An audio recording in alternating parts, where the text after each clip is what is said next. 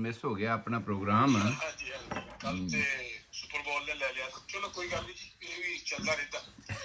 ਤੇ ਆ ਜਾਓ ਜੀ, ਓਕੇ ਆਪਾਂ ਕਰੀਏ ਇਸ ਪ੍ਰੋਗਰਾਮ ਦੀ ਸ਼ੁਰੂਆਤ ਜਿਸ ਤਰ੍ਹਾਂ ਤੁਸੀਂ ਕਰਦੇ ਹੁੰਦੇ ਹੋ। ਹਾਂਜੀ, ਆਪਾਂ ਜਿਸ ਤਰ੍ਹਾਂ ਵੀ ਅੱਗੇ ਚੱਲਦੇ ਪਏ ਹਾਂ ਉਹਦੇ ਮੁਤਾਬਕ ਹੀ ਆਪਾਂ ਨੂੰ ਕਰਾਂਗੇ ਜੀ। ਓਕੇ ਜੀ। ਪ੍ਰਵਾਸ ਰੇਡੀਓ ਸੁਣਨ ਵਾਲੇ ਸਾਰੇ ਹੀ ਸਰੋਤਿਆਂ ਨੂੰ ਗੁਰਦੀਪ ਸਿੰਘ ਸੰਧੂ ਹੋਮਿਓਪੈਥਿਕ ਕੰਸਲਟੈਂਟ ਵੱਲੋਂ ਬੜੇ ਹੀ ਪਿਆਰ ਤੇ ਸਤਿਕਾਰ ਨਾਲ ਸਤਿ ਸ਼੍ਰੀ ਅਕਾਲ। ਮੈਂ ਹਾਜ਼ਰ ਹਾਂ ਤੁਹਾਡਾ ਰੋਜ਼ਾਨਾ ਵਾਲਾ ਪ੍ਰੋਗਰਾਮ ਲੈ ਕੇ, ਕਿਉਂਕਿ ਅਸਾਂ ਇਹ ਸਰਦਾਰ ਦਰਸ਼ਨ ਸਿੰਘ ਹੋਰਾਂ ਨਾਲ ਨਿਸ਼ਚਿਤ ਕੀਤਾ ਹੈ ਕਿ ਰੋਜ਼ਾਨਾ ਅੱਧਾ ਘੰਟਾ ਪ੍ਰਵਾਸ ਰੇਡੀਓ ਦੇ ਜਿੰਨੇ ਵੀ ਸਰੋਤੇ ਆ ਉਹਨਾਂ ਵਾਸਤੇ ਇਹ ਪ੍ਰੋਗਰਾਮ ਪੇਸ਼ ਕੀਤਾ ਜਾਏਗਾ। ਔਰ ਇਸ ਪ੍ਰੋਗਰਾਮ ਨੂੰ ਅਸੀਂ ਸਿਲਸਿਲੇਵਾਰ ਜਿਵੇਂ ਕਿ ਜੀਵਨ ਕਿਵੇਂ ਪੈਦਾ ਹੋਇਆ, ਕਿੱਥੋਂ ਪੈਦਾ ਹੋਇਆ, ਕਿਵੇਂ ਚੱਲਿਆ, ਉਸ ਦੀ ਅੱਗੇ ਕਿਵੇਂ ਕਿਵੇਂ ਡਿਵੈਲਪਮੈਂਟ ਹੋਈ ਔਰ ਉਹ ਸਰੀਰ ਦੀ ਬਣਤਰ ਕੀ ਹੋਈ ਹੈ, ਉਹ ਸਰੀਰ ਦੀ ਬਣਤਰ 'ਤੇ ਆਪਾਂ ਡਿਸਕਸ ਕਰ ਰਹੇ ਹਾਂ। ਇਸ ਜੀਵਨ ਨੂੰ ਚਲਾਉਣ ਵਾਲੇ ਦੋ ਅੰਗ ਅਸੀਂ ਨਿਸ਼ਚਿਤ ਕੀਤੇ, ਇੱਕ ਆਦਮੀ ਤੇ ਇੱਕ ਔਰਤ। ਆਦਮੀ ਦੇ ਅੰਗਾਂ ਦੀ ਅਸੀਂ ਪਹਿਲਾਂ ਡਿਸਕ੍ਰਿਪਸ਼ਨ ਦੇਣੀ ਸ਼ੁਰੂ ਕਰ ਦਿੱਤੀ, ਜਿਹਦੇ ਵਿੱਚ ਅਸੀਂ ਆਪਣੀ ਮੇਲ ਇੰਦਰੀ ਦੇ ਸੰਬੰਧ ਵਿੱਚ ਤੇ ਉਹਦੀਆਂ ਬਿਮਾਰੀਆਂ ਦੇ ਸੰਬੰਧ ਵਿੱਚ ਜਾਂ ਕੁਦਰਤ ਵੱਲੋਂ ਰਹਿ ਗਈਆਂ ਕੁਛ ਇੱਕ ਕਮੀਆਂ ਜਿਵੇਂ ਐਪੀਸਪੇਡੀਏਸਿਸ ਜਾਂ ਹਾਈਪੋਸਪੇਡੀਏਸਿਸ ਵਰਗੀਆਂ ਬਿਮਾਰੀਆਂ ਜਿਹੜੀਆਂ ਕੁਦਰਤੀ ਰਹਿ ਗਈਆਂ, ਜਿਹੜੀਆਂ ਕੁਦਰਤੀ ਰਹਿ ਗਈਆਂ ਸਨ, ਕਮੀਆਂ ਕੁਦਰਤ ਕੋਲੋਂ, ਉਹਨਾਂ ਦਾ ਵੇਰਵਾ ਅਸੀਂ ਤੁਹਾਡੇ ਨਾਲ ਸਾਂਝਾ ਕੀਤਾ ਸੀ। ਉਸ ਤੋਂ ਬਾਅਦ ਅਸੀਂ ਦੂਸਰਾ ਅੰਗ ਮਰਦ ਸਾਈਡ ਦਾ ਜਿਹੜਾ ਟੈਸਟਸ ਡਿਸਕਸ ਕੀਤਾ ਸੀ। ਟੈਸਟਸ ਬਾਰੇ ਡਿਟੇਲ ਸਾਰੀ ਅਸੀਂ ਦੱਸ ਦਿੱਤੀ ਹੈ ਵੀ ਇੱਕ ਝੋਲੇ ਦੇ ਵਿੱਚ ਸਕਰੋਟਮ ਨਾਂ ਦੇ ਝੋਲੇ 'ਚ ਕਹਿ ਦਿਆ, ਔਰ ਉਹਦੇ ਅੰਦਰ ਦੀ ਸਾਰੀ ਮਸ਼ੀਨਰੀ ਜਿੰਨੀ ਵੀ ਸੀ ਉਹ ਸਾਰੀ ਅਸੀਂ ਡਿਸਕ੍ਰਾਈਬ ਤੁਹਾਡੇ ਨਾਲ ਕਰ ਦਿੱਤੀ। ਵਾਸ ਡਿਫਰੈਂਸ ਉਹਦੇ ਵਿੱਚੋਂ ਨਿਕਲਦੀ, ਉਹ ਸਾਰੀ ਮਸ਼ੀਨਰੀ ਦੇ ਵਿੱਚੋਂ ਸਪਰਮ ਕਿਵੇਂ ਬਣਦੇ ਨੇ, ਸਾਰੀ ਡਿਟੇਲ ਸਾਡੀ ਹੋ ਚੁੱਕੀ। ਔਰ ਸਪਰਮ ਜਿਹੜੇ ਨੇ ਅਲਟੀਮੇਟਲੀ ਅਸੀਂ ਪਹੁੰਚ ਗਏ ਸੀ ਪ੍ਰੋਸਟੇਟ ਦੇ ਉੱਪਰ। ਪ੍ਰੋਸਟੇਟ ਆਦਮੀ ਦਾ ਇੱਕ ਮੇਲ ਅੰਗ ਐਸਾ ਹੈ ਜਿਹੜਾ ਇਕੱਲੇ ਦਾ ਇਕੱਲਾ ਇਨਸਾਈਡ ਹੈ, ਪੇਟ ਦੇ ਅੰਦਰ ਹੈ। ਬਾਕੀ ਸਾਰੇ ਅਸੀਂ ਬਾਹਰ ਹੀ ਡਿਸਕਸ ਕੀਤੇ ਆ, ਕਿਉਂਕਿ ਬਹੁਤੇ ਕੁਦਰਤ ਦੇ ਜਿਹੜੇ ਔਰਤ ਦੇ ਅੰਗ ਨੇ ਉਹ ਅਸੀਂ ਵੇਖਿਆ ਵੀ ਪੇਟ ਦੇ ਅੰਦਰ ਹੁੰਦੇ ਨੇ, ਕਿਉਂਕਿ ਉਹਨਾਂ ਨੂੰ ਗਰਮੀ ਜ਼ਿਆਦਾ ਚਾਹੀਦੀ ਹੈ। ਆਦਮੀ ਦੇ ਅੰਗ ਜਿਹੜੇ ਨੇ ਉਹਨਾਂ ਨੂੰ ਗਰਮੀ ਨਹੀਂ ਚਾਹੀਦੀ, ਘੱਟ ਚਾਹੀਦੀ ਹੈ, ਜਿਸ ਕਰਕੇ ਅਸੀਂ ਇਹਨਾਂ ਦਾ ਜਿਹੜਾ ਹੈ ਉਹ ਬਾਹਰ ਵਾਲੇ ਪਾਸੇ ਡਿਸਕ੍ਰਾਈਬ ਕੀਤਾ ਹੈ। ਤੇ ਪਰ ਇੱਕ ਅੰਗ ਐਸਾ ਹੈ ਜਿਹੜਾ ਆਦਮੀ ਦਾ ਵੀ ਇਨਸਾਈਡ ਹੈ, ਉਸ ਨੂੰ ਅਸੀਂ ਪ੍ਰੋਸਟੇਟ ਕਹਿੰਦੇ ਹਾਂ। ਜੇ ਅਸੀਂ ਸਧਾਰਨ ਤੌਰ 'ਤੇ ਸਮਝਣਾ ਹੋਵੇ ਵੀ ਇਹ ਪ੍ਰੋਸਟੇਟ ਹੈ ਕਿੱਥੇ, ਤੇ ਜਿੱਥੇ ਤੁਸੀਂ ਬੈਲਟ ਬੰਨ੍ਹਦੇ ਹੋ ਨਾ, ਬੈਲਟ ਦੀ ਬੱਕਲ ਆਉਂਦੀ ਹੈ ਬਿਲਕੁਲ ਐਨ ਸਾਹਮਣੇ, ਉੱਥੇ ਪ੍ਰੈਸ ਕਰੋ ਤੇ ਉੱਥੇ ਇੱਕ ਹੱਡੀ ਹੈ, ਉਹਦਾ ਨਾਂ ਹੈ ਸਿੰਫਾਈਸਿਸ ਪਿਊਬਿਸ। ਔਰ ਉਹ ਹਿਪ ਬੋਨ ਦੀ ਹੱਡੀ ਬਣਾਉਣ ਵਾਲਾ ਇੱਕ ਜੋੜ ਦੀ ਹੱਡੀ ਹੈ। 3 ਹੱਡੀਆਂ ਬਣਾਉਂਦੀਆਂ ਨੇ ਹਿਪ ਬੋਨ ਨੂੰ, ਇੱਕ ਇਸਚੀਅਮ ਜਿਹਦੇ ਉੱਤੇ ਅਸੀਂ ਕੁਰਸੀ 'ਤੇ ਬੈਠੇ ਹੁੰਦੇ ਹਾਂ, ਔਰ ਇੱਕ ਸਾਈਡ ਦੀ ਹੱਡੀ ਹੈਗੀ ਹੈ, ਔਰ ਇੱਕ ਬਿਲਕੁਲ ਸਾਹਮਣੇ ਦੀ ਹੱਡੀ ਹੈਗੀ ਹੈ ਪਿਊਬਸ। ਜਿੱਥੇ ਪਿਊਬਸ ਦੀਆਂ ਦੋਵਾਂ ਸਾਈਡਾਂ ਦੀਆਂ ਹੱਡੀਆਂ ਆ ਕੇ ਜੁੜਦੀਆਂ ਨੇ, ਉਹਦੇ ਬਿਲਕੁਲ ਬੈਕ ਸਾਈਡ 'ਤੇ ਸਾਡਾ ਬਲੈਡਰ ਹੁੰਦਾ ਆ, ਪਿਸ਼ਾਬ ਵਾਲੀ ਥੈਲੀ ਹੁੰਦੀ ਹੈ, ਔਰ ਉਹਦੇ ਬੈਕ ਸਾਈਡ 'ਤੇ ਇਹ ਪ੍ਰੋਸਟੇਟ ਹੁੰਦਾ ਆ। ਔਰ ਔਰਤਾਂ ਵਿੱਚ ਇਸ ਥਾਂ 'ਤੇ ਯੂਟਰਸ ਹੁੰਦੀ ਹੈ, ਬੱਚੇਦਾਨੀ ਹੁੰਦੀ ਹੈ, ਪਰ ਆਦਮੀਆਂ ਵਿੱਚ ਇਸ ਥਾਂ ਤੇ ਪ੍ਰੋਸਟੇਟ ਹੁੰਦਾ ਆ, ਗਦੂਦ ਜਿਹਨੂੰ ਪੰਜਾਬੀ ਵਿੱਚ ਕਹਿੰਦੇ ਆ ਗਦੂਦ। ਆਮ ਤੌਰ 'ਤੇ ਇਸ ਪ੍ਰੋਸਟੇਟ ਦੇ 5 ਲੋਬ ਹੁੰਦੇ ਨੇ। ਵੈਸੇ ਤਾਂ ਅਸੀਂ ਵੇਖਿਆ ਨਾ ਬਈ ਕਿਸੇ ਦੀਆਂ ਸਾਹਮਣੇ ਦਾ ਤੇ ਪਿਛਲਾ ਪਾਸਾ ਹੋ ਜਾਵੇ, ਐਤਾਕਾਰ ਕੋਈ ਚੀਜ਼ ਹੋ ਜਾਵੇ, ਜਾਂ ਚਤਰਭੁਜ ਕੋਈ ਚੀਜ਼ ਹੋ ਜਾਵੇ, ਜਾਂ ਤਿਕੋਣੀ ਕੋਈ ਚੀਜ਼ ਹੋ ਜਾਵੇ, ਇਹ ਤਾਂ ਸਾਡੇ ਸਾਰਿਆਂ ਦੇ ਨੌਲੇਜ ਵਿੱਚ ਹੈਗੀਆਂ ਨੇ। ਪਰ ਸਾਡੀ ਨੌਲੇਜ ਵਿੱਚ ਇਹ ਨਹੀਂ ਕਿ ਇਹ ਪ੍ਰੋਸਟੇਟ ਵਰਗਾ ਐਸਾ ਅੰਗ 5 ਲੋਬ ਹੈ ਇਹਦੇ। ਇੱਕ ਤਾਂ ਦੋ ਸਾਈਡਾਂ 'ਤੇ ਆ ਜਾਂਦੇ ਆ ਇਹਦੇ, 2 ਸਾਈਡਾਂ ਤੋਂ, ਇੱਕ ਸਾਹਮਣੇ ਪਾਸੇ ਦਾ, ਇੱਕ ਉਹਦੇ ਪਿਛਲੇ ਪਾਸੇ ਦਾ, ਤੇ ਇੱਕ ਇਹਦੀ ਵੱਖਰੀ ਤਰ੍ਹਾਂ ਦੀ ਬਣਤਰ ਬਣਾਉਂਦਾ ਜਿਹੜਾ ਬਿਲਕੁਲ ਇਹਦੇ ਇਨਸਾਈਡ, ਉਹਨੂੰ ਅਸੀਂ ਮੀਡੀਅਲ ਲੋਬ ਕਹਿੰਦੇ ਹਾਂ। ਭਾਵ ਇਹ ਵੀ ਡਿਫਰੈਂਟ ਟਾਈਪ ਦੀ ਸ਼ੇਪ ਹੈ, ਨਾ ਇਹਨੂੰ ਚਤਰਭੁਜ ਕਹਿੰਦੇ ਆ, ਤੇ ਨਾ ਇਸ ਨੂੰ ਤਿਕੋਣਾ ਹੀ ਕਹਿ ਸਕਦੇ ਹਾਂ, ਤੇ ਨਾ ਇਹਨੂੰ ਹੈਕਸਾਗਨ ਹੀ ਕਹਿ ਸਕਦੇ ਹਾਂ। ਹਾਂਜੀ, ਇੱਕ ਡਿਫਰੈਂਟ ਟਾਈਪ ਦੀ ਇਹਦੀ ਸ਼ਕਲ ਹੈਗੀ ਹੈ। 5 ਇਹਦੀਆਂ ਭੁਜਾਵਾਂ, 5 ਸਾਈਡਾਂ ਇਹਦੀਆਂ ਬਣਦੀਆਂ ਹਨ, ਔਰ ਇਹਦੇ ਜਿਹੜੇ ਜ਼ੋਨ ਹੁੰਦੇ ਨੇ, ਇਹਨੂੰ ਸੈਂਟਰਲ ਜ਼ੋਨ, ਪ੍ਰੈਫਰਲ ਜ਼ੋਨ, ਤੇ ਇਸ ਤਰ੍ਹਾਂ ਕਰਕੇ ਅਲੱਗ-ਅਲੱਗ ਇਹ ਸਾਡੀ ਮੈਡੀਕਲ ਡਾਕਟਰਾਂ ਵਾਸਤੇ ਜਾਣਕਾਰੀ ਦੀ ਗੱਲ ਹੈਗੀ, ਕਿਉਂਕਿ ਜਦੋਂ ਅਸੀਂ ਜੋ ਸਰਜਰੀ ਕਰਦੇ ਹਾਂ ਨਾ, ਤੇ ਸਰਜਰੀ ਕਰਨ ਵਾਸਤੇ ਕਿਹੜੇ-ਕਿਹੜੇ ਲੋਬ ਨੂੰ ਕਿੱਥੋਂ ਕੱਢਣਾ ਹੈ, ਉਹ ਸਾਰੀ ਜਾਣਕਾਰੀ ਸਾਡੇ ਵਾਸਤੇ ਬੜੀ ਜ਼ਰੂਰੀ ਹੁੰਦੀ ਹੈ। ਇਸ ਕਰਕੇ ਅਸੀਂ ਨੂੰ ਸੈਂਟਰਲ ਜਿਹੜਾ ਜ਼ੋਨ ਹੈਗਾ ਆ, ਔਰ ਪ੍ਰੈਫਰਲ ਜ਼ੋਨ ਹੈਗਾ ਆ, ਔਰ ਇਸੇ ਤਰ੍ਹਾਂ ਟ੍ਰਾਂਜ਼ੀਸ਼ਨਲ ਜ਼ੋਨ, ਅਸੀਂ 3 ਤਰ੍ਹਾਂ ਦੇ ਜ਼ੋਨ ਇਹਦੇ ਡਿਵਾਈਡ ਕਰ ਦਿੰਦੇ ਹਾਂ। ਪਰ ਇਹ 3 ਦੇ 3 ਜ਼ੋਨ ਆਪਸ ਵਿੱਚ ਜੁੜੇ ਹੋਏ ਨੇ, ਔਰ ਇਹਨਾਂ ਦੇ ਵਿਚਕਾਰ ਇੱਕ ਮੈਂਬਰੇਨ ਵੀ ਹੈ। ਇਹ ਇਸ ਟਾਈਪ ਦਾ ਅੰਗ ਹੈ, ਬੜਾ ਅਜੀਬੋ-ਗਰੀਬ ਹੈ। ਇਹਦੇ ਉੱਪਰ ਇੱਕ ਕੈਪਸੂਲ ਵੀ ਚੜਿਆ ਹੋਇਆ ਹੈ। ਜਦੋਂ ਇੰਬਰਾਇਓਲੋਜੀ ਦੀ ਸਟਾਰਟਿੰਗ ਹੁੰਦੀ ਹੈ, ਜਦੋਂ ਬੱਚਾ ਬਣਨਾ ਸ਼ੁਰੂ ਹੁੰਦਾ ਹੈ, ਉਸ ਵੇਲੇ ਹੀ ਇਹਦੀ 12ਵੇਂ ਵੀਕ ਦੇ ਵਿੱਚ ਹੀ ਇਹਦੀ ਸ਼ੁਰੂਆਤ ਹੋ ਜਾਂਦੀ ਹੈ, ਤੇ ਅਲਟੀਮੇਟ ਇਹ ਸਾਰਾ ਬੱਚੇ ਦੇ 280 ਦਿਨਾਂ ਤੱਕ ਇਹ ਪੂਰਾ ਕੰਪਲੀਟ ਹੋ ਜਾਂਦਾ। ਜਿਵੇਂ ਅਸੀਂ ਟੈਸਟਸ ਦਾ ਦੱਸਿਆ ਸੀ ਨਾ, ਵੀ ਕਈ 2 ਮਹੀਨੇ ਪਹਿਲਾਂ ਹੀ ਉਹ ਆਮ ਤੌਰ ਤੇ ਪੇਟ ਤੋਂ ਬਾਹਰ ਆਉਂਦੇ ਆ, ਪਹਿਲਾਂ ਪੇਟ ਦੇ ਅੰਦਰ ਹੀ ਹੁੰਦੇ ਆ, ਪਰ ਇਹ ਜਿਹੜਾ ਹੈ ਇਹ ਆਪਣਾ ਸਾਰਾ ਕੰਪਲੀਟ ਕਰ ਲੈਂਦਾ ਹੈ ਆਪਦੀ ਬਣਤਰ ਨੂੰ ਮਾਂ ਦੇ ਪੇਟ ਦੇ ਵਿੱਚ ਹੀ। ਜੇ ਅਸੀਂ ਐਜ਼ ਏ ਹੋਲ ਇਹਦੇ ਸਾਈਜ਼ ਦੀ ਗੱਲ ਕਰੀਏ, ਤੇ ਸਾਈਜ਼ ਇਹਦਾ ਆਮ ਤੌਰ ਤੇ 4 ਸੈਂਟੀਮੀਟਰ ਹੁੰਦਾ ਆ। 4 ਸੈਂਟੀਮੀਟਰ ਤੁਸੀਂ ਜਿਹੜਾ ਲੰਬਾਈ ਹੋਵੇ ਉਹਨੂੰ ਜ਼ਿਆਦਾ ਰੱਖ ਲੈਂਦੇ ਹਾਂ ਆਪਾਂ, ਤੇ 3 ਸੈਂਟੀਮੀਟਰ ਜਿਹੜਾ ਹੈ ਚੌੜਾਈ ਵਾਲੇ ਪਾਸਿਓਂ ਕਰ ਲਓ, ਔਰ ਇੱਕ ਪਾਸੇ ਦਾ ਜਿਹੜਾ ਡਾਇਮੀਟਰ ਹੈ ਉਹ ਇਹਦਾ 2 ਸੈਂਟੀਮੀਟਰ ਹੈਗਾ। ਵਾਲਨਟ ਦੇ ਬਰਾਬਰ ਦੀ ਇਹਦੀ ਸਾਈਜ਼ ਦੀ ਰਚਨਾ ਹੈਗੀ ਆ, ਔਰ ਇਹਦੀ ਸਟਾਰਟਿੰਗ ਤੌਰ ਤੇ ਕੋਈ ਪ੍ਰੋਬਲਮ ਨਹੀਂ ਹੁੰਦੀ। ਸ਼ੁਰੂਆਤ ਦੇ ਵਿੱਚ ਇਹਦੀ ਹਾਂਜੀ ਜੀ ਡਾਕਟਰ ਸਾਹਿਬ ਜੀ, ਉਹ ਵਾਲਨਟ ਨੂੰ ਪੰਜਾਬੀ ਚ ਵੀ ਦੱਸ ਦਿਓ, ਉਹ ਸਾਈਜ਼ ਵਾਲਨਟ ਦਾ। ਤੁਸੀਂ ਆਮ ਤੌਰ ਤੇ ਸਾਈਜ਼, ਕਿਉਂਕਿ ਵਾਲਨਟ ਦੇ ਸਾਈਜ਼ ਵੀ ਸਾਡੇ ਵੱਖਰੇ ਹੋ ਜਾਣੇ ਆ, ਸਿਰਫ ਇੰਨਾ ਹੀ ਸਮਝੋ ਵੀ 4 ਇੰਚ ਦਾ ਇੱਕ ਅੰਗ ਆ, ਜਿਹੜਾ ਕਿ ਨਾਰਮਲ ਤੌਰ ਤੇ ਵਾਲਨਟ ਨੂੰ ਅਖਰੋਟ ਜਿੱਦਾਂ ਕਹਿੰਦੇ। ਹਾਂਜੀ ਨਹੀਂ ਮੈਂ ਸਮਝਦਾ ਹਾਂ, ਅਖਰੋਟ ਪੰਜਾਬੀ ਚ ਸਾਰੇ ਲੋਕ ਸਮਝਦੇ ਨੇ, ਪਰ ਅਖਰੋਟਾਂ ਦਾ ਸਾਈਜ਼ ਡਿਫਰੈਂਟ ਆ। ਇਹਦਾ ਇੱਕ ਫਿਕਸ ਸਾਈਜ਼ ਹੈ ਜਿਹੜਾ ਮੈਂ ਤੁਹਾਨੂੰ ਦੱਸਿਆ ਹੈਗਾ, ਜਿਸ ਕਰਕੇ ਮੈਂ ਅਖਰੋਟ ਦਾ ਨਾਲ ਨਹੀਂ ਲਿਆ। ਅਪਰੋਕਸੀਮੇਟਲੀ ਵਾਲਨਟ ਸਾਈਜ਼ ਦਾ ਹੁੰਦਾ ਆ। ਠੀਕ ਹੈ ਜੀ, ਅਪਰੋਕਸੀਮੇਟ ਇਹ ਵਾਲਨਟ ਸਾਈਜ਼ ਦਾ ਹੁੰਦਾ ਆ, ਪਰ ਸਾਈਜ਼ ਵੱਖਰਾ ਹੋਣ ਕਰਕੇ ਇਹ ਇੱਕ ਨਿਸ਼ਚਿਤ ਬਾਉਂਡਰੀ ਦੇ ਵਿੱਚ ਹੈਗਾ।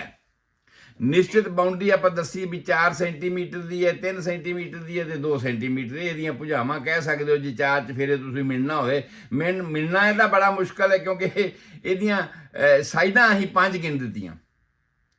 4 ਨਹੀਂ ਸਾਈਡਾਂ ਕਹੀਆਂ ਅਸੀਂ, 3 ਨਹੀਂ ਸਾਈਡਾਂ ਅਸੀਂ ਕਹੀਆਂ, ਜਾਂ 2 ਵੀ ਨਹੀਂ ਕਹੀਆਂ, 5 ਸਾਈਡਾਂ ਕਹਿ ਦਿੱਤੀਆਂ, ਹੈਕਸਾਗੋਨਲ ਹੈ ਜੀ।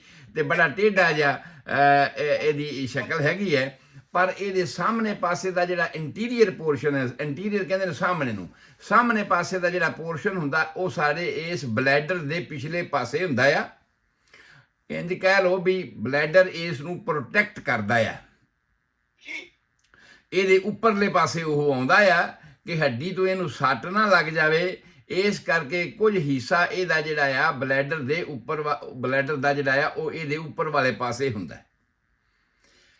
ਬਲੈਡਰ ਦੇ ਵਿੱਚੋਂ ਜਿਹੜੀਆਂ ਟਿਊਬਾਂ ਨਿਕਲਦੀਆਂ ਨੇ, ਜਿਹਨੂੰ ਅਸੀਂ ਯੂਰੇਥਰਾ ਕਹਿੰਦੇ ਆ, ਉਹ ਯੂਰੇਥਰਾ ਨਾਂ ਦੀ ਜਿਹੜੀ ਟਿਊਬ ਹੈ ਉਹ ਇਹਦੇ ਵਿੱਚੋਂ ਲੰਘਦੀ ਹੈ। ਅਸਲ ਮੇਨ ਪਰਪਸ, ਕਿਉਂਕਿ ਜਿਹੜਾ ਪਰਪਸ ਉਹੀ ਅਸੀਂ ਗਿਣਦੇ ਆ ਨਾ, ਜਿਹੜਾ ਕਿ ਵਾਰ-ਵਾਰ ਹਮੇਸ਼ਾ ਹੀ ਕਰਨਾ ਹੋਵੇ, ਤੇ ਪਿਸ਼ਾਬ ਅਸੀਂ ਵਾਰ-ਵਾਰ ਕਰਨਾ ਹੈ, ਹਮੇਸ਼ਾ ਹੀ ਕਰਨਾ ਆ। ਇਸ ਕਰਕੇ ਯੂਰੇਥਰਾ ਦਾ, ਇਹਦਾ ਪ੍ਰੋਸਟੇਟ ਦਾ ਅਸੀਂ ਫੰਕਸ਼ਨ ਸਮਝਦੇ ਹਾਂ ਕਿ ਇਹ ਯੂਰੀਨਰੀ ਸਿਸਟਮ ਦੇ ਵਿੱਚ ਵੀ ਆਉਂਦਾ ਆ, ਔਰ ਪਿਸ਼ਾਬ ਨੂੰ ਖਾਰਜ ਕਰਨ ਵਾਸਤੇ ਆਪਣਾ ਯੋਗਦਾਨ ਪਾਉਂਦਾ ਹੈ। ਪਰ ਇਹ ਇਕੱਲਾ ਨਹੀਂ ਹੈ, ਇਹ ਇਕੱਲਾ ਕੰਮ ਹੀ ਇਹਦਾ ਨਹੀਂ ਹੈ, ਕਿਉਂਕਿ ਅਸੀਂ ਮੇਲ ਆਰਗਨ 'ਚ ਇਹਨੂੰ ਡਿਸਕਸ ਕਰ ਰਹੇ ਹਾਂ, ਤੇ ਇਹ ਸਾਨੂੰ ਕਹਿਣਾ ਪਏਗਾ ਕਿ ਇਹ ਇੱਕ ਤਰ੍ਹਾਂ ਦਾ ਜੰਕਸ਼ਨ ਹੈ, ਜਿੱਥੇ ਆਪਣੇ ਸਮੇਂ ਤੇ ਟ੍ਰੇਨ ਆਉਂਦੀ ਹੈ, ਤੇ ਆਪਣੇ ਸਮੇਂ ਤੇ ਟ੍ਰੇਨ ਆਪਣੀਆਂ ਸਵਾਰੀਆਂ ਲੈ ਕੇ ਜਾਂ ਜੋ ਵੀ ਕੁਝ ਲੈਣਾ ਹੈ ਉਹ ਲੈ ਕੇ ਅੱਗੇ ਚਲੀ ਜਾਂਦੀ ਹੈ।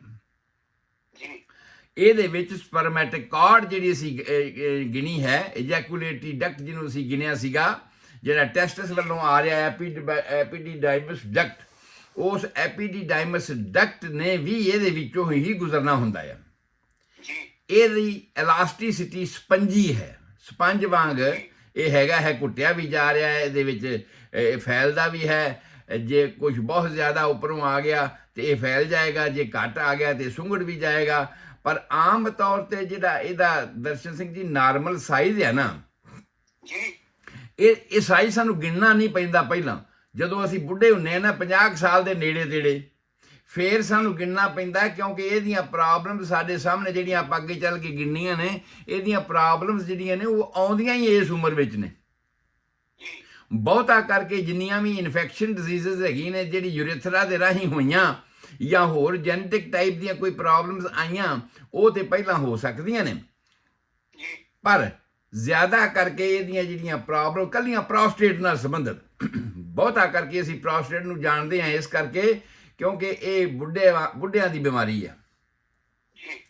ਔਰ ਬੁੱਢਿਆਂ ਦੀ ਬਿਮਾਰੀ ਇਸ ਤਰ੍ਹਾਂ ਹੈ ਕਿ 40 ਤੋਂ 50 ਸਾਲ ਦੀ ਉਮਰ ਦੇ ਵਿੱਚ ਇਹਨਾਂ ਦਾ ਸਾਈਜ਼ ਬਾਅਦ ਵਿੱਚ ਜੇ ਕਿਸੇ ਨੂੰ ਕੋਈ ਪ੍ਰੋਬਲਮ ਹੋਵੇ ਤੇ ਵਧਣਾ ਸ਼ੁਰੂ ਹੋ ਜਾਂਦਾ ਹੈ। ਓਵਰ ਸੈਕਸ਼ੂਅਲ ਯੂਜ਼ ਹੋ ਜਾਵੇ, ਬਹੁਤ ਜ਼ਿਆਦਾ ਸੈਕਸ਼ੂਅਲ ਯੂਜ਼ ਹੋਵੇ, ਬਹੁਤ ਜ਼ਿਆਦਾ ਟਾਈਪ ਦੇ ਡਰੱਗ ਜਿਹੜੇ ਨੇ ਸੈਕਸ਼ੂਅਲ ਇੰਡਕਸ਼ਨ ਵਾਲੇ ਉਹ ਇਸਤੇਮਾਲ ਕੀਤੇ ਜਾਣ, ਤੇ ਇਹਨਾਂ ਦੇ ਨਾਲ ਵਾਰ-ਵਾਰ ਇਹਦੀ ਇਲਾਸਟਿਸਿਟੀ ਖਤਮ ਹੋਣੀ ਸ਼ੁਰੂ ਹੋ ਜਾਂਦੀ ਹੈ। ਤੇ ਜਿਵੇਂ ਰੱਸੀ ਲਮਕ ਜਾਂਦੀ ਹੈ, ਉਹਦੀ ਲਚਕ ਖਤਮ ਹੋ ਗਈ ਤੇ ਰੱਸੀ ਲੰਬੀ ਹੋ ਗਈ ਜਾਂ ਵੱਡੀ ਹੋ ਗਈ, ਇਹ ਮੋਟਾ ਹੋ ਜਾਂਦਾ ਹੈ। ਸੋ 40 ਤੋਂ 50 ਸਾਲ ਦੀ ਉਮਰ ਵਿੱਚ ਸਾਧ ਦਰਸ਼ਨ ਸਿੰਘ ਜੀ ਇਹ ਆਮ ਤੌਰ ਤੇ 40 ਤੋਂ 45 ਸੈਂਟੀਮੀਟਰ ਦੇ ਮਿਲੀਮੀਟਰ ਦੇ ਕਰੀਬ ਹੁੰਦਾ ਆ। ਔਰ ਇਹਦੀ ਜਿਹੜੀ ਉਚਾਈ ਆ ਉਸ ਵੇਲੇ, ਕਿਉਂਕਿ ਪਹਿਲੀ ਜਿਹੜੀ ਅਸੀਂ ਉਚਾਈ ਗਿਣੀ ਸਿਰਫ 2-3 ਸੈਂਟੀਮੀਟਰ ਦੇ ਵਿੱਚ ਹੀ, ਮੈਕਸੀਮਮ ਅਸੀਂ 4 ਸੈਂਟੀਮੀਟਰ ਦੀ ਹਾਈਟ ਲਈ ਹੈ। ਪਰ ਉਸ ਵੇਲੇ ਇਹ ਜਦੋਂ ਵਧਣਾ ਸ਼ੁਰੂ ਹੋ ਜਾਂਦਾ ਹੈ, ਉਦੋਂ ਇਹ 30 ਤੋਂ 35 ਤੱਕ, 30 ਤੋਂ 35 ਤੱਕ ਸੌਰੀ ਕਹਿ ਸਕਦਾ ਹਾਂ ਮੈਂ, 35 ਤੱਕ ਇਹਦੀ ਉਚਾਈ ਜਿਹੜੀ ਹੈ ਹੋ ਜਾਂਦੀ ਹੈ, ਭਾਵ ਫੈਲ ਜਾਂਦਾ ਆ। ਇਲਾਸਟਿਸਿਟੀ ਇਹਦੀ ਖਤਮ ਹੋ ਜਾਂਦੀ ਹੈ। ਜਦੋਂ ਇਹ ਇਲਾਸਟਿਸਿਟੀ ਖਤਮ ਹੋਣੀ ਸ਼ੁਰੂ ਹੋ ਜਾਂਦੀ ਹੈ ਤੇ ਜਿਵੇਂ ਜਿਵੇਂ ਉਮਰ ਵੱਧਦੀ ਹੈ ਉਵੇਂ ਉਵੇਂ ਇਹ ਇਲਾਸਟਿਸਿਟੀ ਹੋਰ ਵੱਧਦੀ ਹੈ, ਹੋਰ ਜ਼ਿਆਦਾ ਪ੍ਰੋਬਲਮ ਆਉਣੀ ਸ਼ੁਰੂ ਹੋ ਜਾਂਦੀ ਹੈ। ਕਿਉਂਕਿ ਪਿਸ਼ਾਬ ਤੇ ਅਸੀਂ ਵਾਰ-ਵਾਰ ਹੀ ਕਰਦੇ ਹਾਂ, ਠੀਕ ਆ, ਸੈਕਸ ਸਾਡਾ ਨਿਯਮਤ ਹੈਗਾ ਆ, ਸੈਕਸ ਨੂੰ ਅਸੀਂ ਨਿਯਮਤ ਕਰ ਸਕਦੇ ਹਾਂ, ਪਰ ਯੰਗ ਏਜ ਦੇ ਵਿੱਚ ਅਸੀਂ ਇਸ ਨੂੰ ਵੀ ਨਿਯਮਤ ਨਹੀਂ ਕਰ ਸਕਦੇ। ਸਾਡੀਆਂ ਜਿਹੜੀਆਂ ਭੁੱਲਾਂ ਨੇ ਉਹ ਸਾਨੂੰ ਜਵਾਨੀ ਤੋਂ ਬਾਅਦ ਜਾ ਕੇ ਪਤਾ ਲੱਗਦਾ ਵੀ ਉਹਨਾਂ ਦਾ ਅਸਰ ਕੀ ਹੋਇਆ। ਜਵਾਨੀ ਦੇ ਸਮੇਂ ਤੇ ਆਪਣੇ ਆਨੰਦ ਮਾਣ ਲਿਆ, ਜੋ ਵੀ ਕਰ ਲਿਆ, ਲੇਕਿਨ ਉਹਦੇ ਸਾਈਡ ਇਫੈਕਟ ਜਿਹੜੇ ਸਾਨੂੰ ਹੋਏ ਉਹ ਬਾਅਦ ਵਿੱਚ ਹੋਣੇ ਜਦੋਂ 40-45 ਸਾਲ ਦੀ ਉਮਰ ਹੋਣੀ ਹੈ। ਕਿਉਂਕਿ ਉਸ ਵੇਲੇ ਇਹਦੀ ਜਿਹੜੀ ਚੌੜਾਈ ਹੋ ਜਾਣੀ ਉਹ 40 ਸੈਂਟੀਮੀਟਰ ਤੱਕ ਹੋ ਜਾਣੀ ਹੈ, ਔਰ ਇਸ ਦੀ ਹਾਈਟ ਜਿਹੜੀ ਹੈ ਉਹ 35 ਸੈਂਟੀਮੀਟਰ ਦੇ ਕਰੀਬ ਹੋ ਜਾਂਦੀ ਹੈ। ਔਰ ਇਸ ਕਰਕੇ ਇਹਦਾ ਸਾਈਜ਼ ਇੰਨਾ ਜ਼ਿਆਦਾ ਵੱਧ ਗਿਆ, ਵਾਲਨਟ ਨਹੀਂ ਰਿਹਾ ਹੁਣ ਉਸ ਛੋਟਾ ਜਿਹੜਾ ਹੈਗਾ ਅਖਰੋਟ ਨਹੀਂ ਰਿਹਾ, ਹੁਣ ਵੱਡਾ ਹੋ ਗਿਆ।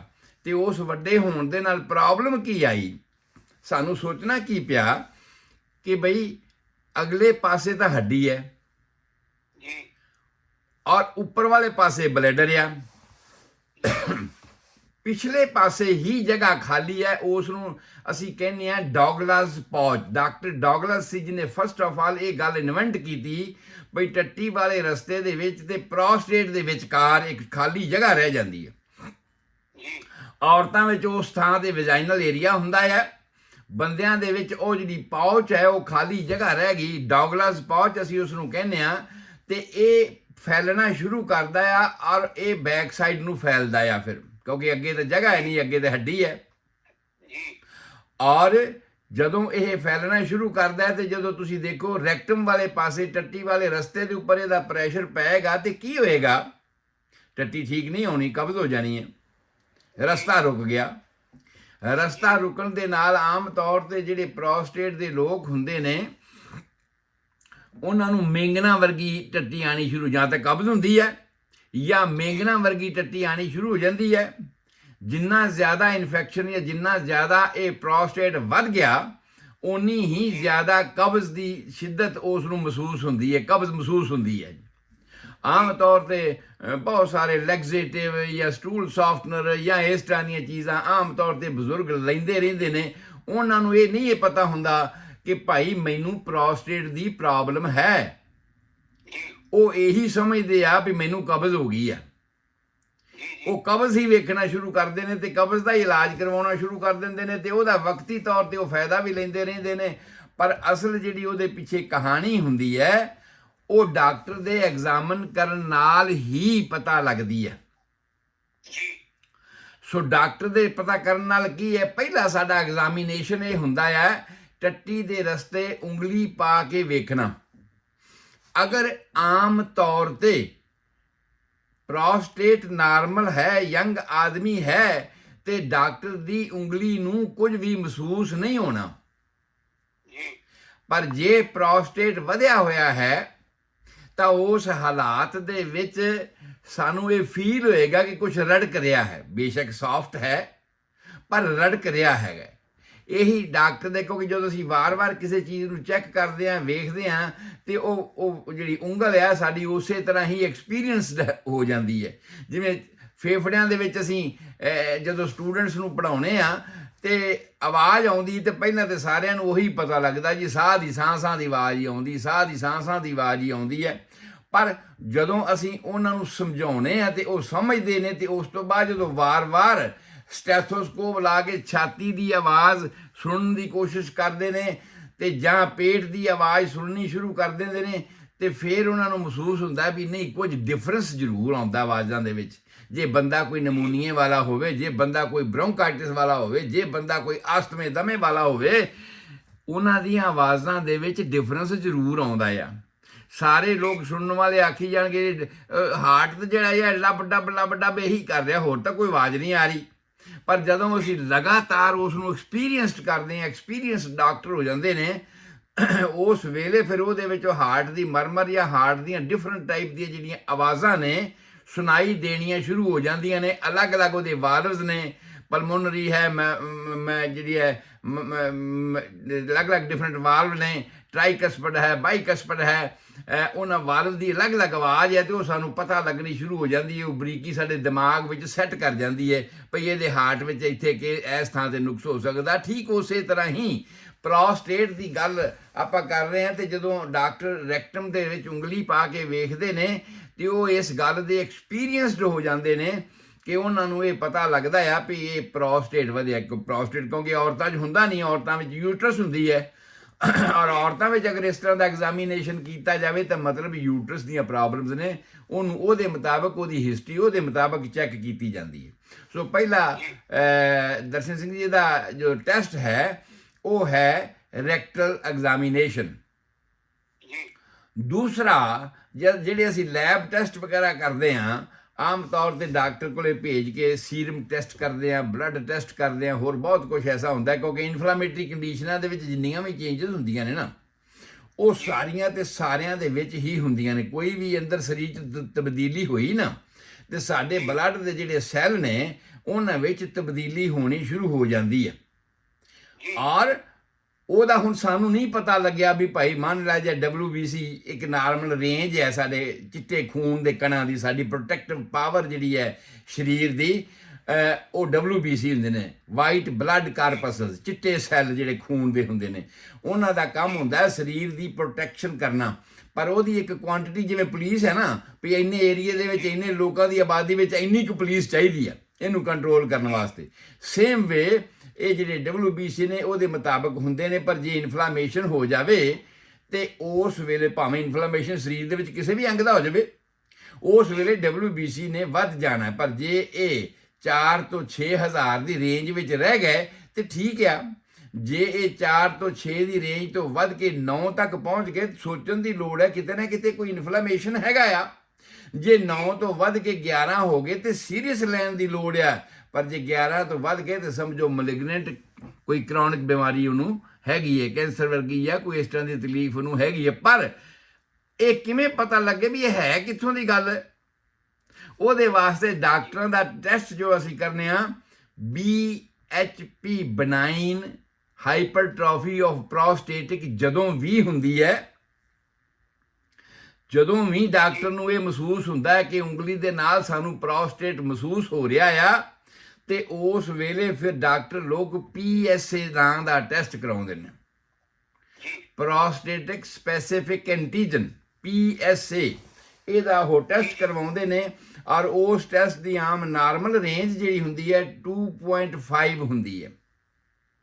ਵੈਸੇ ਜਿਹੜੇ ਬੰਦੇ ਸਾਡੀ ਉਮਰ ਦੇ ਹੈਗੇ ਨੇ, 50-60 ਤੋਂ ਉੱਪਰ ਹੈਗੇ ਨੇ, ਈਵਨ 70 ਸਾਲ ਦੀ ਉਮਰ ਦੇ ਵੀ ਹੈਗੇ ਨੇ, ਉਹਨਾਂ ਦਾ PSA ਨਾਰਮਲ 4 ਤੱਕ ਵੀ ਗਿਣਿਆ ਜਾਂਦਾ ਹੈ, ਕਿਉਂਕਿ ਅੰਗਾਂ ਵਿੱਚ ਇਸ ਤਰ੍ਹਾਂ ਦੀਆਂ ਤਬਦੀਲੀਆਂ, ਇਸ ਤਰ੍ਹਾਂ ਦੀਆਂ ਚੇਂਜਸ ਉਮਰ ਦੇ ਹਾਲਾਤ ਦੇ ਨਾਲ ਆ ਜਾਂਦੀਆਂ ਨੇ ਜਿਨ੍ਹਾਂ ਨੂੰ ਅਸੀਂ ਇਗਨੋਰ ਨਹੀਂ ਕਰ ਸਕਦੇ। ਬਹੁਤ ਸਾਰੀਆਂ ਤਬਦੀਲੀਆਂ ਸਾਡੇ ਸਰੀਰ ਵਿੱਚ ਆਉਂਦੀਆਂ ਨੇ, ਜਿਵੇਂ ਬਲੱਡ ਪ੍ਰੈਸ਼ਰ ਹੀ ਹੈਗਾ, ਤੇ ਬਲੱਡ ਪ੍ਰੈਸ਼ਰ ਵੀ ਅਸੀਂ ਕਹਿੰਦੇ ਵੀ 120/80 ਸਾਰਿਆਂ ਦਾ ਹੋਵੇ, ਪਰ ਐਸਾ ਕੁਦਰਤ ਦਾ ਨਿਯਮ ਤਾਂ ਨਹੀਂ ਹੈ ਨਾ। ਡਾਕਟਰ ਤੇ ਜ਼ਬਰਦਸਤੀ ਹਰੇਕ ਬੁੱਢੇ ਦਾ ਵੀ ਜਿਹੜਾ ਹੈ ਬਲੱਡ ਪ੍ਰੈਸ਼ਰ 120/80 ਤੇ ਲਿਆ ਕੇ ਰੱਖਣਾ ਚਾਹੁੰਦੇ ਆ, ਪਰ ਕੁਦਰਤ ਦਾ ਨਿਯਮ ਇਹ ਆ ਕਿ ਜਿਵੇਂ ਜਿਵੇਂ ਅਸੀਂ ਬੁੱਢੇ ਹੁੰਨੇ ਆ, ਸਾਡੇ ਇਹ ਖੂਨ ਦੀਆਂ ਜਿਹੜੀਆਂ ਨਾੜੀਆਂ ਨੇ, ਲੱਖਾਂ ਟਨ ਇਹਦੇ ਵਿੱਚੋਂ ਖੂਨ ਵਹਿ ਗਿਆ, ਇਹਨਾਂ ਦੀ ਇਲਾਸਟਿਸਿਟੀ ਓਨੀ ਘਟ ਗਈ, ਤੇ ਉਹਦਾ ਜੋ ਫਿਜ਼ੀਓਲੋਜੀਕਲ ਨੇਚਰ ਨੂੰ ਪੜ੍ਹ ਕੇ ਬਣਿਆ ਹੋਇਆ ਸਾਡਾ ਸਿਧਾਂਤ ਹੈ, ਫਿਜ਼ੀਓਲੋਜੀ ਸਾਡੀ ਹੈ ਹੀ ਨੇਚਰ ਦੇ ਸਿਧਾਂਤ ਦੇ ਮੁਤਾਬਕ ਹੈਗੀ ਹੈ ਕਿ ਨੇਚਰ ਇਸ ਸਰੀਰ ਨੂੰ ਕਿਵੇਂ ਕਿਵੇਂ ਚਲਾਉਂਦੀ ਹੈ, ਕੀ ਕੀ ਤਬਦੀਲੀਆਂ ਕਰਦੀ ਹੈ, ਔਰ ਉਹਨਾਂ ਤਬਦੀਲੀਆਂ ਦੇ ਮੁਤਾਬਕ ਇਹਨੂੰ ਅਸੀਂ ਕਹਿੰਦੇ ਆ ਇਹ ਫਿਜ਼ੀਓਲੋਜੀ ਹੈ। ਤੇ ਫਿਜ਼ੀਓਲੋਜੀ ਦਾ ਹੁਣ ਤੱਕ ਦਾ ਐਸਟੀਮੇਸ਼ਨ ਇਹ ਹੈ ਕਿ 100+ ਏਜ ਮੰਨ ਲਿਆ ਜਾਏ, ਮੇਰੀ 70-72 ਸਾਲ ਦੀ ਉਮਰ ਹੈਗੀ ਹੈ, ਤੇ 100+ ਏਜ ਕਰੋ, ਇਹ ਮੈਕਸਿਮਮ ਸਿਸਟੋਲਿਕ ਹੈ। ਪਰ ਜੇ ਕਿਸੇ ਦਾ ਸਿਸਟੋਲਿਕ ਪ੍ਰੈਸ਼ਰ ਜਿੰਨਾ ਉਮਰ ਦੇ ਹਿਸਾਬ ਤੇ ਹੋਇਆ ਹੈ ਉਹਦੇ ਚੋਂ 30-35 ਘੱਟ ਰਹੇ, 20 ਤੋਂ ਲੈ ਕੇ 40 ਦੀ ਸਾਡੀ ਰੇਂਜ ਹੈਗੀ ਹੈ। ਬੁਢਾਪੇ ਵਿੱਚ ਰੇਂਜ ਵੱਧਦੀ ਹੈ ਤੇ ਬੈਲੈਂਸ ਦੀ, ਔਰ ਯੰਗ ਏਜ ਦੇ ਵਿੱਚ ਘਟਦੀ ਹੈ। ਤੇ ਉਹਦੇ ਮੁਤਾਬਕ ਇਹ ਵੀ ਜੇ ਬੁੱਢਾ ਬੰਦਾ ਹੈ ਤੇ 40 ਤੱਕ ਦਾ ਡਿਫਰੈਂਸ ਹੇਠਾਂ ਲਿਆ ਸਕਦੇ ਆ। ਮਤਲਬ ਕੀ ਆ ਭਈ ਜੇ ਮੇਰੀ 70 ਸਾਲ ਦੀ ਉਮਰ ਹੋਵੇ ਤੇ ਉਹਦੇ ਵਿੱਚੋਂ 30 ਘਟਾ ਦਿੱਤੋ ਤੇ 140। ਅਗਰ ਮੇਰਾ ਬਲੱਡ ਪ੍ਰੈਸ਼ਰ 140 ਰਹਿੰਦਾ ਹੈ ਤਾਂ ਇਹਨੂੰ ਅਸੀਂ ਗਲਤ ਨਹੀਂ ਕਵਾਂਗੇ, ਇਹ ਫਿਜ਼ੀਓਲੋਜੀ ਹੈ, ਇਹ ਦੱਸਦੀ ਹੈ ਵੀ ਮੈਂ ਕਿੰਨਾ ਬੁੱਢਾ ਹੋ ਗਿਆ ਹਾਂ। ਉਸ ਤੋਂ ਬਾਅਦ ਇਹਨੂੰ ਚੈੱਕ ਕਰਨ ਵਾਸਤੇ ਇੱਕ ਹੋਰ ਗੱਲ ਹੈਗੀ ਹੈ ਕਿ ਡਾਇਆਸਟੋਲਿਕ ਪ੍ਰੈਸ਼ਰ, ਦੂਸਰਾ ਪ੍ਰੈਸ਼ਰ। ਜਿਹੜਾ ਸਿਸਟੋਲਿਕ ਪ੍ਰੈਸ਼ਰ ਹੁੰਦਾ ਹੈ ਉਹ ਤਾਂ ਇਹ ਹੁੰਦਾ ਹੈ ਕਿ ਹਾਰਟ ਕਿੰਨੀ ਪ੍ਰੈਸ਼ਰ ਦੇ ਨਾਲ ਖੂਨ ਭੇਜ ਰਿਹਾ ਹੈ ਤਾਂ ਕਿ ਉਂਗਲਾਂ ਦੇ ਪੋਟਿਆਂ ਤੱਕ ਖੂਨ ਪਹੁੰਚ ਜਾਵੇ, ਉਹਨੂੰ ਅਸੀਂ ਸਿਸਟੋਲਿਕ ਪ੍ਰੈਸ਼ਰ ਕਹਿੰਦੇ ਹਾਂ। ਔਰ ਜਿਹੜਾ ਡਾਇਆਸਟੋਲਿਕ ਪ੍ਰੈਸ਼ਰ ਹੁੰਦਾ ਆ ਉਹ ਹੁੰਦਾ ਵੀ ਕਿੰਨੇ ਪ੍ਰੈਸ਼ਰ ਦੇ ਨਾਲ ਅਸੀਂ ਉਂਗਲਾਂ ਘੁੱਟਦੇ ਹਾਂ, ਅਸੀਂ ਲੱਤਾਂ ਬਾਹਾਂ ਚਲਾਉਂਦੇ ਹਾਂ, ਮਾਸਪੇਸ਼ੀਆਂ ਸਾਡੀਆਂ ਕੰਟਰੈਕਟ ਹੁੰਦੀਆਂ ਨੇ, ਉਹਦੇ ਮੁਤਾਬਕ ਉਹਦੇ ਅੰਦਰ ਜਿਹੜੀਆਂ ਖੂਨ ਦੀਆਂ ਨਾੜੀਆਂ ਨੇ ਜਿਹੜੀਆਂ ਵਾਪਸ ਖੂਨ ਲਿਜਾ ਰਹੀਆਂ ਨੇ, ਉਹ ਪੈਸਿਵ ਪ੍ਰੈਸ਼ਰ ਆ, ਹਾਰਟ ਦਾ ਨਹੀਂ ਹੈ। ਔਰ ਉਸ ਪ੍ਰੈਸ਼ਰ ਦੇ ਨਾਲ ਵਾਪਸੀ ਖੂਨ ਕਿੰਨੀ ਸਪੀਡ ਨਾਲ, ਕਿੰਨੇ ਪ੍ਰੈਸ਼ਰ ਨਾਲ ਜਾ ਰਿਹਾ ਹੈ, ਉਹਨੂੰ ਅਸੀਂ ਡਾਇਆਸਟੋਲਿਕ ਪ੍ਰੈਸ਼ਰ ਕਹਿੰਦੇ ਹਾਂ। ਤੇ ਉਸ ਡਾਇਆਸਟੋਲਿਕ ਪ੍ਰੈਸ਼ਰ ਦਾ ਅਸੀਂ ਇਹ ਸਮਝਦੇ ਹਾਂ ਕਿ ਸਿਸਟੋਲਿਕ ਪ੍ਰੈਸ਼ਰ ਨਾਲੋਂ 40 ਦਾ ਡਿਫਰੈਂਸ ਹੋਣਾ ਚਾਹੀਦਾ। ਅਗਰ ਸਾਡਾ 40 ਦਾ ਡਿਫਰੈਂਸ ਹੈ, ਇਹਨੂੰ ਦੂਜੇ ਲਫ਼ਜ਼ਾਂ 'ਚ ਮੈਂ ਸਮਝਾਵਾਂ ਵੀ ਸੜਕ ਦੇ ਉੱਪਰ ਟ੍ਰੈਫਿਕ ਜਾ ਰਹੀ ਹੈ, 10 ਗੱਡੀਆਂ ਜਾ ਰਹੀਆਂ ਨੇ ਤੇ 6-7 ਵਾਪਸ ਵੀ ਆ ਰਹੀਆਂ ਨੇ, ਕਿਤੇ ਟ੍ਰੈਫਿਕ ਜਿਹੜੀ ਹੈ ਉਹ ਬਲੌਕ ਨਹੀਂ ਹੋਵੇਗੀ। ਪਰ ਜੇ ਐਸਾ ਹੋਵੇ ਵੀ ਇੱਕ ਪਾਸੇ ਟ੍ਰੈਫਿਕ ਜਾਈ ਜਾਵੇ ਤੇ ਦੂਸਰੇ ਪਾਸੋਂ ਆ ਵੀ ਨਾ, ਇਹਦਾ ਮਤਲਬ ਇਹ ਆ ਬਈ ਕਿਤੇ ਨਾ ਕਿਤੇ ਬਲੌਕੇਜ ਹੈਗੀ ਆ।